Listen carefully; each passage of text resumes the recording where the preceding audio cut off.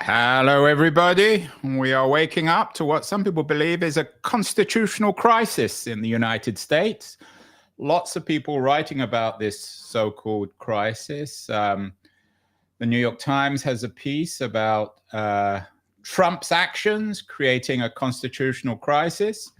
Apparently, according to the Washington Post at least, J.D. Vance's latest pronouncements evoke what they call a constitutional crisis. On CNN, a certain legal expert tells Anderson Cooper that there may be a constitutional crisis in the United States. And that legal analyst happens to be our guest on the show today, all too familiar with CNN and Anderson Cooper. Most of you, of course, or everyone knows about Jeffrey Toobin. He has a new book out, The Pardon, The Politics of Presidential Mercy. And Jeffrey is joining us from his home in New York City. Jeffrey, congratulations on the new book. Before we get to The Pardon, we need to talk about this supposed constitutional crisis. You're one of America's preeminent legal analysts and brains. Is it a constitutional crisis yet, or do we still have to wait to play this thing out? Well, I don't think there is a specific on-off switch for crisis. It's in the eye of the beholder, but we're certainly in an unprecedented situation here, and there's really one trigger that is still to be.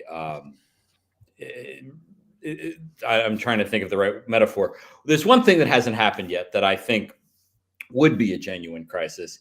And we're close, but we're not there yet. And that relates to what the judge said in Rhode Island the other day, where earlier the judge had said that the Trump administration's plan to unilaterally stop spending money that Congress had appropriated was unconstitutional and had to stop. But then, in addition, he said, the administration is not honoring my order and is continuing to withhold funds that have been appropriated. If there is actual defiance of federal court orders, that I think is something we've never seen before in at least modern American history. And then I think we really don't know how things could spiral, and they might well spiral out of control.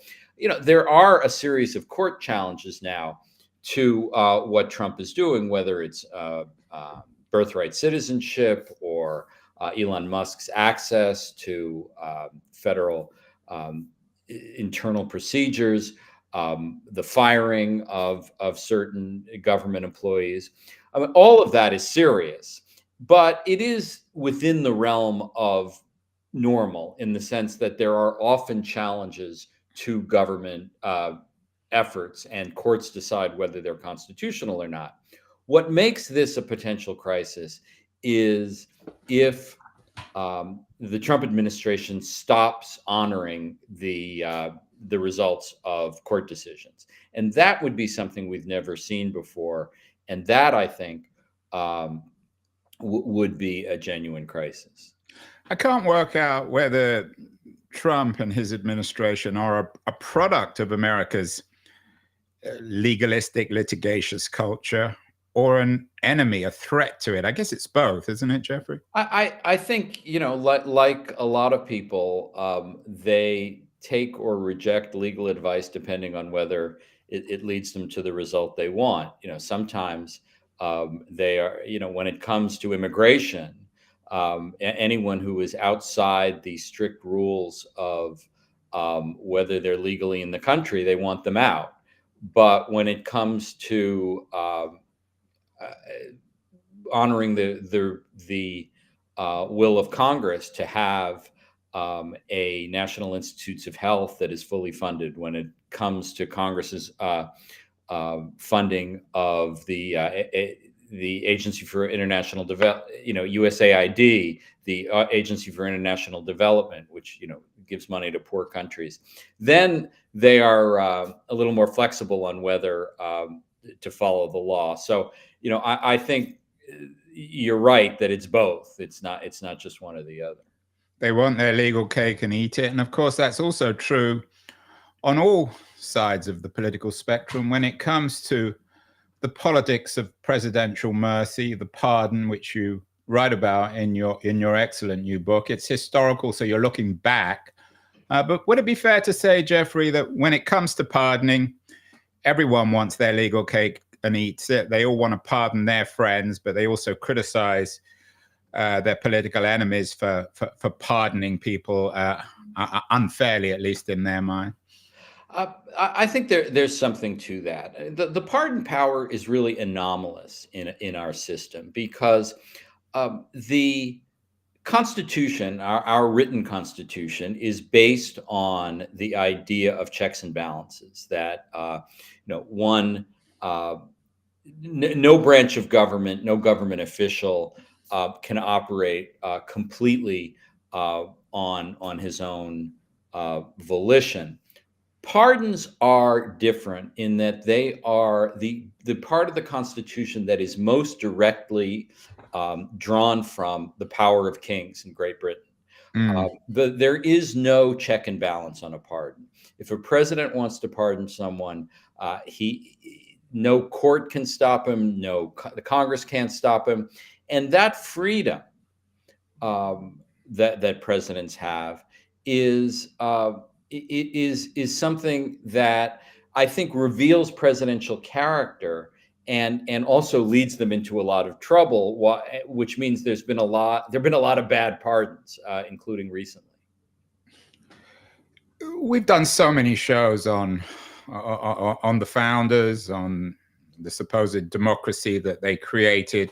Did one, I'm sure you're friendly with Jeffrey Rosen, who's written a book about the legal genius of the founders.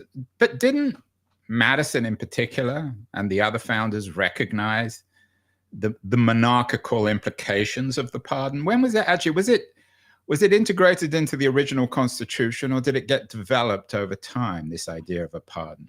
Well, it was not in the Articles of Confederation. Just, I'm sure your audience knows this, but when America declared independence in 1776, they didn't have the Constitution right away. They had the Articles of Confederation, which established a much looser United States government. There was no president. The power was almost entirely distributed out to the states. The failure of the Articles of Confederation led to the Constitutional Convention in 1787 and the birth of an idea for a strong central government, including a chief executive who came to be called the president. As anyone who has seen the musical Hamilton knows, there was a lot of disagreement about how that government should be structured. And one of the principal points of disagreement was over how strong the central government should be. Alexander Hamilton was a leading advocate for a strong central government, including a president of the United States. And he was particularly interested, and he wrote in the Federalist Papers about the pardon power and how important that was. But he did it in a way that I think reveals some of the discomfort with the idea that others had. He said, "Well, it's really for the application of mercy. Sometimes cases, people are sentenced too harshly. It's also valuable that if there's some sort of rebellion, the president can use it to calm the waters afterwards." What he was responding to, though, was something that even Parliament was worried about in Great Britain, which was that pardons could be used as exercises of power, not just of mercy. And that tension has been around for as long as the Constitution's been in effect. Is that, though, Jeffrey, a semantic distinction? I mean, mercy and power, aren't they ultimately the same thing? Well, I don't think they are. No, actually, I don't think it's a semantic difference because pardons historically have been used for very different purposes. There have been a lot of pardons. Like, for example, just a pardon wipes out a conviction altogether. A commutation ends a prison sentence. And both of them collectively are known as the powers of clemency. Barack Obama used the power of clemency to lower the prison sentences of about 1,500 low-level drug dealers in federal prison. I don't think that was an exercise of power. I think that was an exercise of mercy.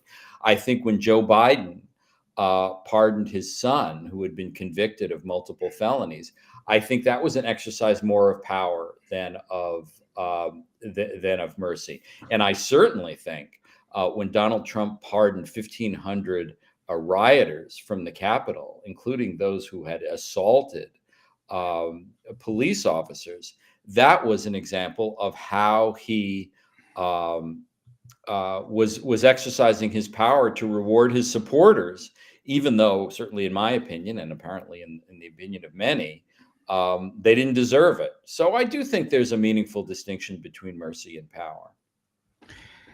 Your book focuses in many ways on the pardon of Richard Nixon, the presidential pardon. What was before the Ford pardon of Nixon? What was the most prominent example or controversial example of presidential mercy? I think it was probably after the Civil War, when Abraham Lincoln and then Andrew Johnson, especially Andrew Johnson, who was the Southerner who succeeded Lincoln as president after his assassination, pardoned a lot of the leadership of the Confederacy, including Jefferson Davis, the president of the Confederacy, and a lot of the Republicans, who were the anti-slavery party, were outraged by this.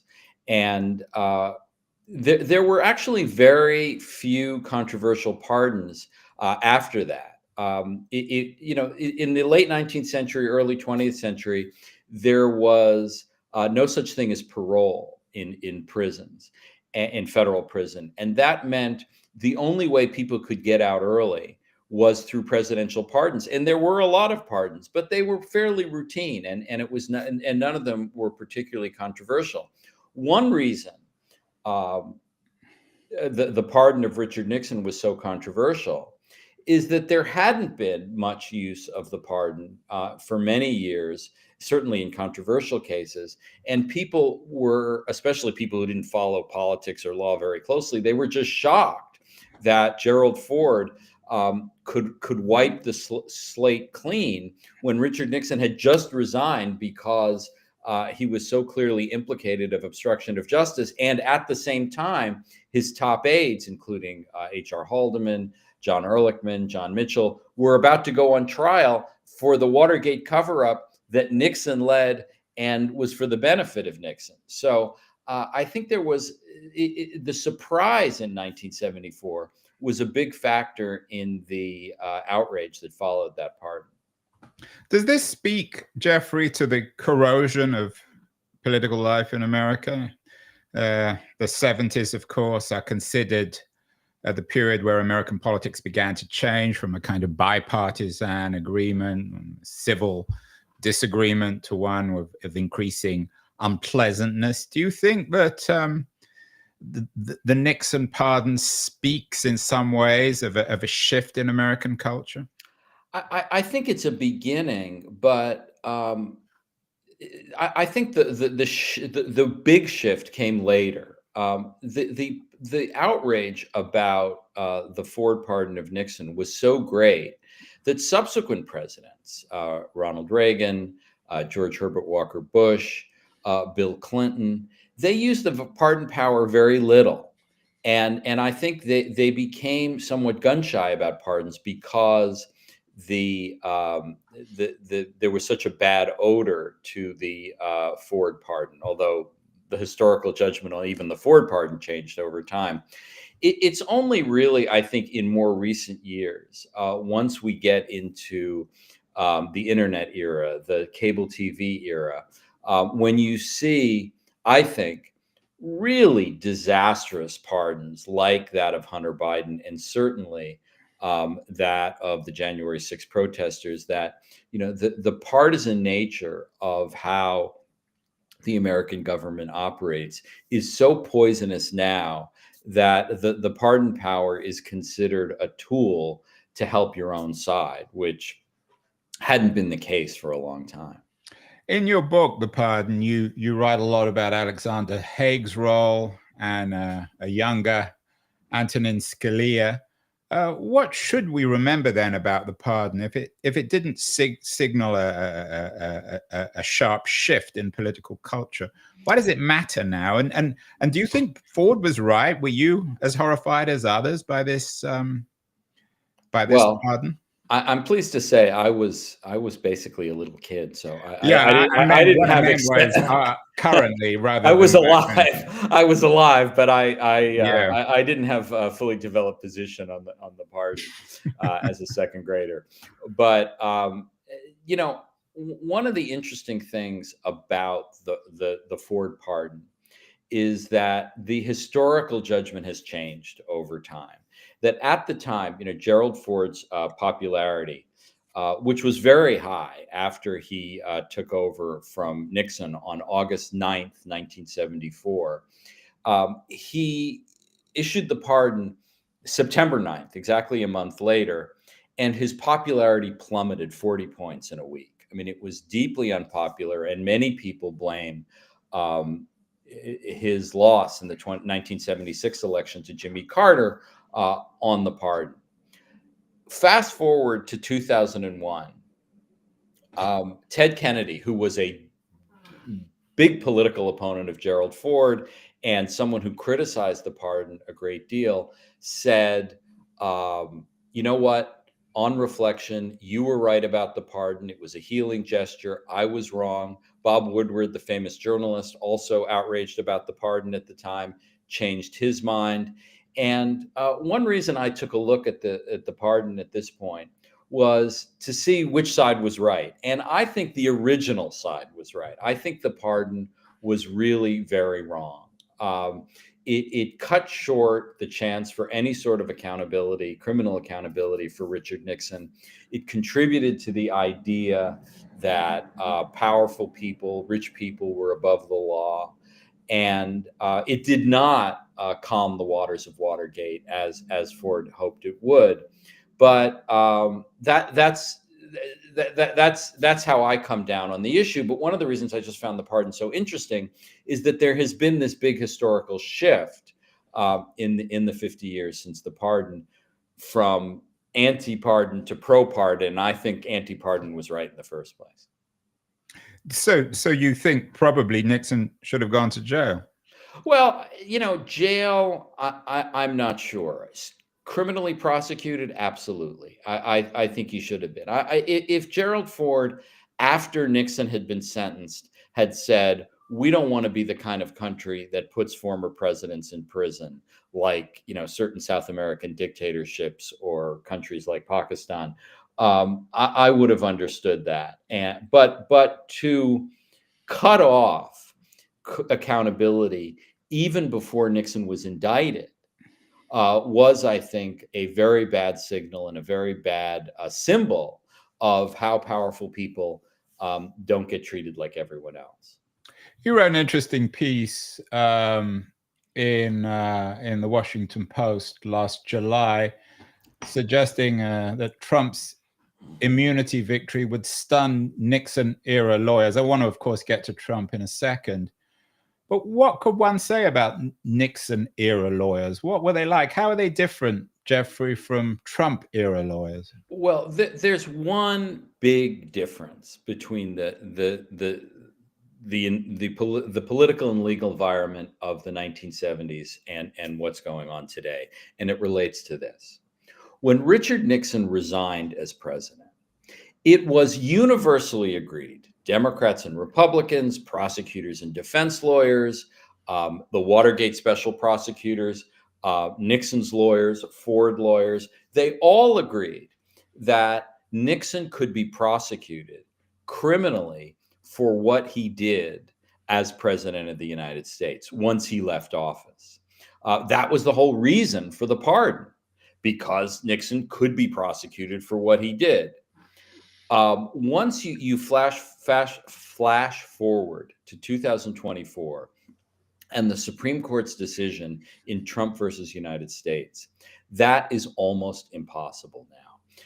Chief Justice John Roberts' opinion for the court says that any official action that the president takes as president can never be the subject of criminal prosecution, even after he leaves office.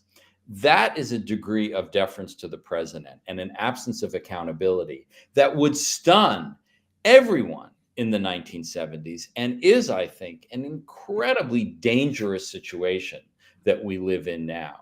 Because every president who holds office henceforth can know that whatever they do, as Justice Sotomayor said, if they order SEAL Team 6 of the Navy to assassinate a political rival, because that's an official duty, they can never be prosecuted for that. That change, which was created by the decision in Trump v. United States, is so great that I think that's really the biggest change between now and 50 years ago. It's a conservative court now, of course, but one thinks of Scalia. One thinks of perhaps the sort of the intellectual father of this court. What was his role, and would he be, if he was around today, Jeffrey, would he be horrified by this decision by the Supreme Court? Well, let me just start by telling you what his role was, because it was interesting to me. I when I started research on this book, I didn't even know Scalia was involved at all. But one of the big issues in the whole beginning of the Ford presidency was the issue of who owned the tapes, who owned the papers of Richard Nixon, because historically, the presidents had taken ownership. When Lyndon Johnson left the presidency, he simply had the trucks loaded up and brought everything to his presidential library. Some presidents sold their papers. It was just considered a tradition that presidents owned their papers, and here there were also the White House tapes. Gerald Ford didn't know about this. A lot of people didn't know about this tradition, and he went to his attorney general, who assigned a young lawyer on his staff named Antonin Scalia to research this question. And Scalia wrote a very interesting memo, which I examined and quote in the pardon. And he said, and it was very cleverly written, he said, well, there's a clear tradition that presidents own their papers. But what he didn't say is that there was any law that said presidents owned their papers. And it was because he believed in a strong president, and the gist you got from his memo was that, well, Nixon should have his papers. But Ford, I think very much to his credit, said, you know what, this material, especially the White House tapes, is the subject of a major criminal investigation. It's going to be used in the Watergate cover-up trial. I'm not turning this stuff over to Nixon. And I think that was a courageous decision by Ford. Subsequently, in 1976, Congress passed the Presidential Records Act, which established for all time that presidents don't own their papers. But at the time, it was a very controversial matter, and Ford, I think, made the right decision on that. And of course, Gerald Ford went to Yale Law School. Nixon went to, where did he go? UVA? Duke. Duke. So all these presidents seem to have gone to law school. One who didn't, who just died, who's been treated in a rather saintly way, is Jimmy Carter. But in your book, Jeffrey, you note that Carter's use of the pardon was also in some ways controversial. What did he do or didn't do when it came to the pardon? Well, in one respect, I think he behaved very, very honorably. He had promised during the campaign that he was going to pardon or give an amnesty, which is sort of a group pardon, to the Vietnam War resistors who fled to Canada rather than serve in the military. And it was, I believe, it's in the book. I think it's over 1,000 people. And he portrayed that as a healing gesture for the country. And I think it was the right decision. And one reason it was the right decision is that there was no secrecy about it. He was very,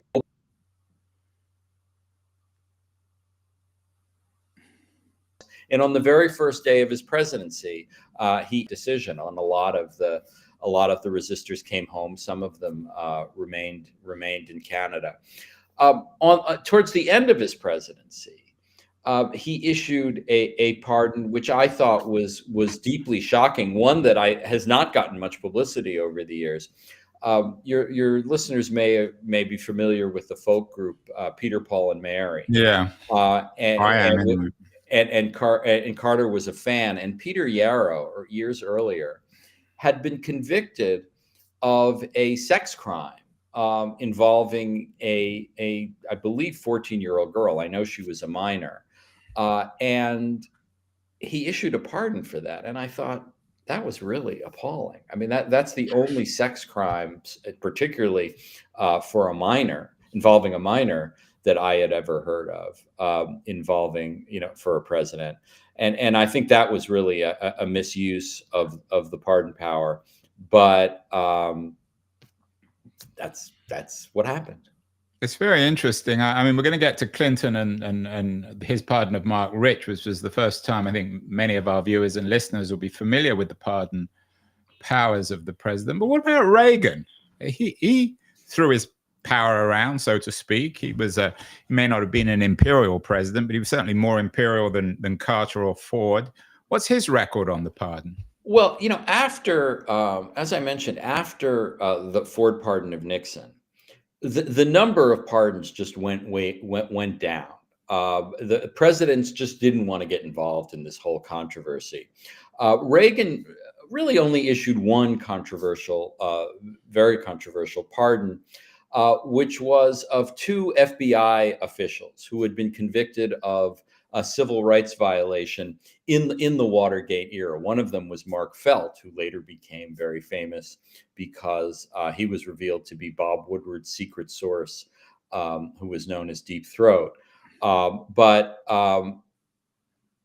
early in Reagan's presidency, he pardoned those two FBI officials, and he wanted to sort of make a statement that Watergate was over, and that Republicans didn't have to feel ashamed anymore. This was in the past. I think it was an unfortunate pardon, but it was very much a political statement on his part, that he thought the FBI was a good institution and needed to be protected. And any Republican guilt over Watergate, Reagan didn't take office until 1981, 7 years after Nixon resigned. It was his idea of a symbol of moving on past Watergate. Of course, Trump's aggressively liberal use of the pardon, is part of his calling into question, mistrusting the so-called deep state, the FBI, the legal infrastructure itself. What about Clinton's pardon of Mark Rich? How outrageous was this? It still seems particularly outrageous in the sense that, at least from my point of view, I haven't researched this, it seems as if Mark Rich, a very wealthy financial figure based, I think, in Switzerland, paid for his pardon. I think his wife donated large amounts of money to the Clinton campaign. Yeah, I mean, I think that the Mark Rich pardon was bad. I don't think it was corrupt. And let me explain the distinction. Mark Rich was a commodities trader, a billionaire, based in New York, and he was indicted for a variety of financial crimes in the late 80s, I believe. Rather than face trial, he moved to Switzerland and lived as a fugitive. I mean, he was in fact very well known as a fugitive. Fugitive financier was practically his first name. And he and his partner Pincus Green, they both left the country rather than face trial. During that period, when he was living in Switzerland, he became a very big backer of Israel and the Israeli peace process. At the end, and his ex-wife, and this is the point you were raising, had become a big financial contributor to Democrats and to the Clinton campaign. At the very end of the Clinton presidency, as you may remember, Clinton came very close to a big Middle East peace deal involving Yasser Arafat for the Palestinians and Ehud Barak, who was the prime minister of Israel. Barak was very grateful to Mark Rich, and he said, President Clinton, please pardon him because he's done great service to Israel. And his lawyers went to Clinton and said, the case against him is really not that strong. It's a bad legal theory. And at the very end, I think the very last day of Clinton's presidency, he pardoned Mark Rich. I think it was a really bad decision. Not because Clinton was paid. I don't think the Denise Rich, the ex-wife, was the major factor. I think he saw it as a gift to his friend Ehud Barak. But you can't pardon a fugitive. If this case was so bad, as Rich's lawyers said it was, they should have come back to the United States and defended him. But a fugitive, preempts the legal system. And so I think it was a really poor decision, and it very much soured the last days of Clinton in office. Well, let's get to the elephant in the room, which is, of course, Trump 2.0, but even Trump 1.0. In his first presidency, he pardoned certain, and I'm quoting from some headlines now, disgraced former Illinois governor. Did Trump's use of the presidential pardon, did it change everything first time around? Well, I again, the paradox of the pardon power is that you can never say the president didn't have the right to do it. We are now in a big controversy about whether the president has the right to do all sorts of things. No one argues, at least no one that I'm aware of, argues that the president can't issue pardons. But these pardons that he issued at the end of his first term in office were egregious and awful and score settling, and revealed that, if anyone was in doubt, that he is a fundamentally transactional and narcissistic person, because these pardons were all about what people had done for him. And his daughter's father-in-law, Charles Kushner, who had been convicted in a scam in New Jersey, and now he's named Charles Kushner ambassador to France. He settled his score with Robert Mueller, the special counsel who had investigated him, by pardoning all the other people who had been convicted in the Mueller investigation. He pardoned a number of Republican congressmen who had been convicted in the most egregious financial scams involving bribery and racketeering and enormous corruption. And he pardoned a whole bunch of white-collar criminals who simply had access to his son-in-law, Jared Kushner, and people around the president, several of whom have gone on to commit more crimes since they've been pardoned. And this, I think, really set the stage for the January 6th pardons, which were, frankly, even worse, because it was not only an effort to overturn a legitimate election, but it was a violent effort. And for a president and a political party that prides itself on respect for law enforcement, the idea that he would pardon all these people who beat the hell out of police officers, some of whom wound up dying afterwards, is, I think, deeply reprehensible. But it's all of a piece with what went on in the first term. And that kind of transactional approach to politics is what we see in how he's governing into in this second term. Jeffrey, you're the consummate legal insider, you know a lot of people all over the place, in the courts, in the police, in the FBI. How outraged is if there's such a thing as a legal establishment, by certainly the pardoning of the January 6th rioters? I think the answer to that is that the legal community, frankly, is just as polarized as the political community. There is no more single legal establishment. Democrats are outraged, and Republicans, even if they don't think the pardons were a great idea, they defend it as, well, Joe Biden pardoned his son, so it's all political, and that you don't see any Republicans protesting the pardons. So the answer is, I'm sorry, go ahead. So, because I was, of course, going to come to the Biden pardoning of his son. Are they right? Are both sides of the aisle equally responsible for this egregious, the word you use, behavior? I mean, is Biden as egregious as Trump? I know that according to the Pew Research Group, Biden granted more acts of clemency than any prior president, so he's not exactly blameless here either. Well, I think, in fairness to Biden, most of the clemencies he granted were very much defensible. He issued clemency to thousands of people who had been convicted, many, including going back many years, of marijuana offenses in the District of Columbia. He also pardoned some military people who had been court-martialed for being gay in the military. So many of the pardons like those, I think, are highly defensible. But the Hunter Biden pardon, I think, was terrible. Hunter Biden committed crimes. He was dealt with harshly by the legal system, but so are a lot of people. And only one of them got a pardon because he's the president's son. Is the bad Hunter Biden equal to the bad?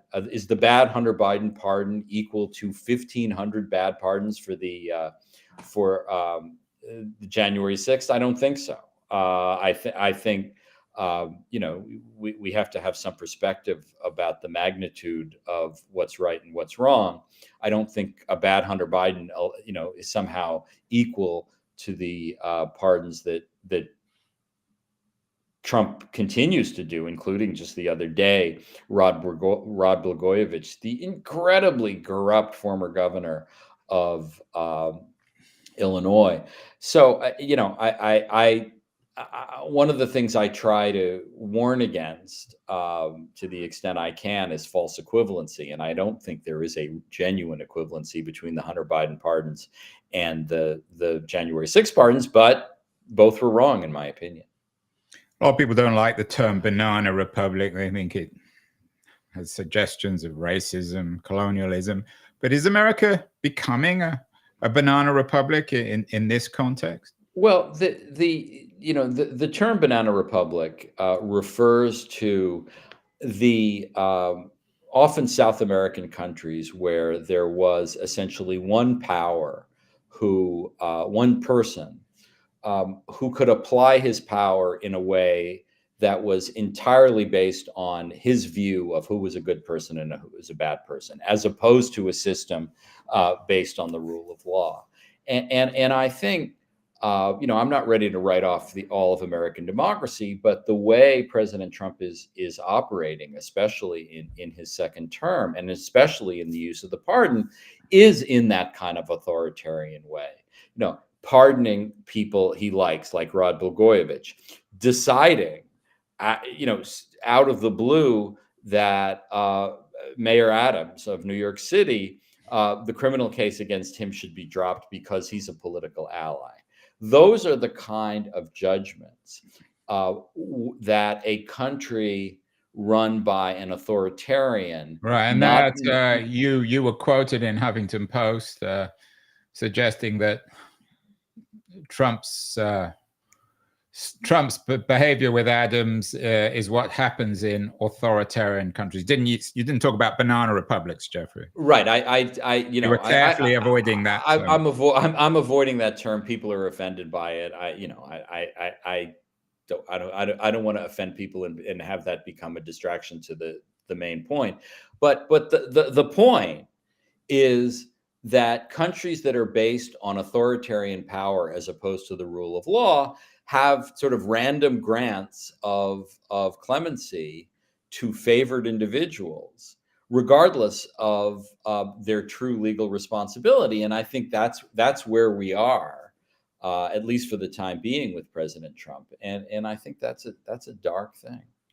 Finally, Jeffrey, you yourself have had your ups and downs recently. You not in a criminal sense, but your career hasn't been a straight path upwards.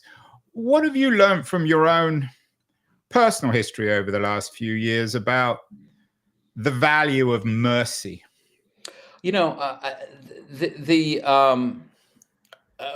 thing I can't be called, I think, is a hypocrite, because I've always been someone who thought that people deserve second chances. And we shouldn't judge people exclusively by the worst thing they've ever done. I had a bad chapter in my life. As we said in school, I realized that that's going to be on my permanent record, as they say, but it's not the entirety of my permanent record. And I think I'm grateful that I've been able to continue my career. I'm now working at the New York Times, and I'm still appearing on CNN. So, but it was bad, and it should have been bad. I really messed up in a serious way. But not every crime deserves the death penalty, and that's a good thing. Well, you get my pardon, Jeffrey Toobin. Well, thank you, not sir. that it's worth very much. And congratulations on the new book, an important new book about the politics of presidential mercy, the pardon. I'd love to get you back on the show, because this legal stuff is not ending. It's only just starting. So, Jeffrey, congratulations on the book, and we'll talk again in the not too distant future.